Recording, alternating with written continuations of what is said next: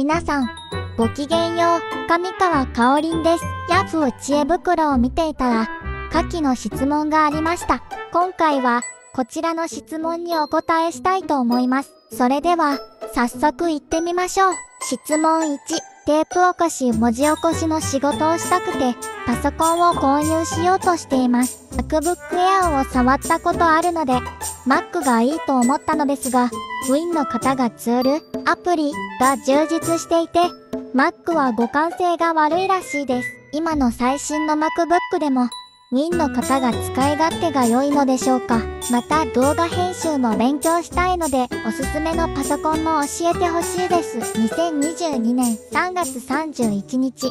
ということなんですが、テープ起こし文字起こしの仕事について、かなり怪しい業者がいることが分かりましたので、お知らせしておきたいと思います。昔から言われている典型的な詐欺商法が、依然として展開されている可能性があります。いわゆる、教材詐欺ですね。例えば、字幕作成のためには、非主義務の観点からクラウド使用アプリは現金とすると謳っている有名ベンチャー中小企業がおります。どことは言わんが。そして、SRT、VTT、CAB 形式で送信してほしいと言って、作業を募集しています。しかし、このCABというのがミソで、ブリューや Google ドキュメント、ワードなどの無料の文字起こしアプリにはなく、高価なアプリを自前で購入するように、暗に促してくるわけです。オフラインで使えるおすすめのアプリは、これとこれとこれ、などです。と言ってくるわけです。まあ、ここまでは、何の違法性もないわけですが、おすすめされたアプリソフトを見たら、なんと5万円、20万円もするものなのです。つまり、そのアプリを購入しないと、お仕事にありつけませんよ、と安易に購入を義務付けてくるわけです。しかしまあ、プロの使用するアプリだし、さもありなんと人のいい素人は思って、購入してしまうんですよね。これが罠です。そのアプリ業者と、つるんでいるかもしれないんですよね。証拠はありませんが。しかも、これがとんでもないアプリで、何の機能もない、すべて手作業の無能アプリです。しかも Win11 では、まともに動かないアプリだったりします。これはもう完全に詐欺アプリとしか思えませんね。素人は何にもわからないので、これに騙されてしまいますが、実はもっと使いやすい、もっと機能の良いソフトが、なんと無料でダウンロードできたりするんですよね。例えば、字幕にタイムスタンプをつけるソフトだったら、サブタイトルエディットというフリーソフトがあるんですね。これを、プロの業者が知らないわけがない。しかしそれらのソフトを、決して紹介することはありません。そして、20万円のソフトを購入しないと仕事ができませんよ、と言ってくるわけです。典型的な、教材詐欺以外の何者でもありませんよね。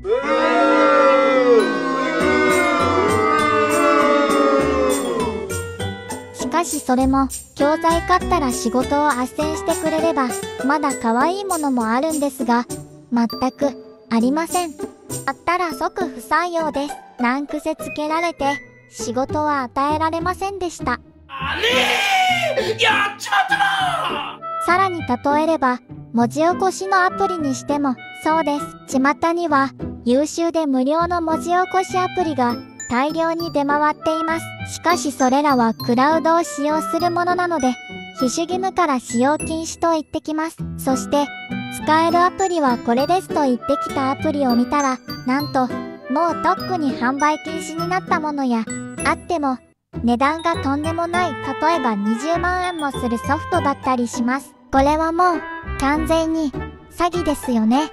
では、本当に、オフラインで文字起こしできるアプリって、そんな高いものしかないの？ということなんですが、あるんです。探せばあるんですよ。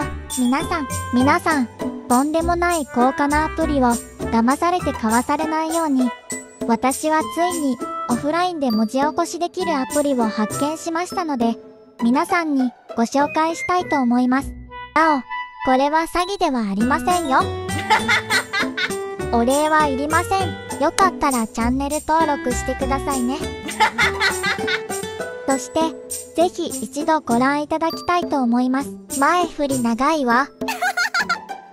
それでは早速行ってみましょう。一文、標準文字起こしツール。これについては、前回の動画で説明しましたが、誤字が極端にひどいばかりでなく、脱字がとても多いです。そこで、動画の再生スピードを、ブースターというアプリで 80% にして文字起こししたところ、脱字はほとんどなくなりました。しかし、誤字の部分は相変わらずひどく、すべて手作業でやるよりはましなものの、とても使い物になるレベルではありませんね。残念ながら。